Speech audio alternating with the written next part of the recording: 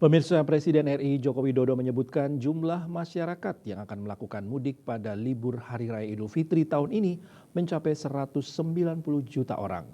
Jumlah ini naik 56% dibandingkan tahun 2023. Presiden Jokowi usai menghadiri pembukaan Kongres Hikmah Budi di Jakarta Kamis 28 Maret 2024 menjelaskan bahwa jumlah pemudik mencapai 190 juta orang bukanlah jumlah yang sedikit. Oleh karena itu ia mengajak masyarakat untuk mudik lebih awal seperti memberangkatkan anggota keluarganya terlebih dahulu. Dengan begitu Presiden berharap masyarakat dapat mudik dalam posisi yang nyaman. Mudik tahun ini adalah mudik yang akan sangat besar sekali. Kenaikannya 56% dibanding tahun yang lalu. Total yang akan mudik 190 juta pemudik tahun ini.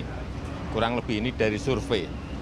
Oleh sebab itu saya menghimbau, mengajak masyarakat untuk mudik lebih awal. Kalau tidak, keluarganya dulu yang diberangkatkan untuk mudik. Agar mudik kita tahun ini semuanya berada pada posisi yang nyaman.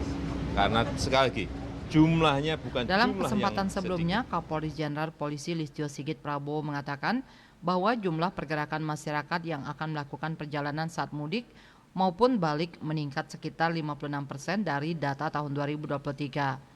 Polri pun melaksanakan operasi Ketupat 2024 dalam rangka melayani pelaksanaan arus mudik dan arus balik Lebaran.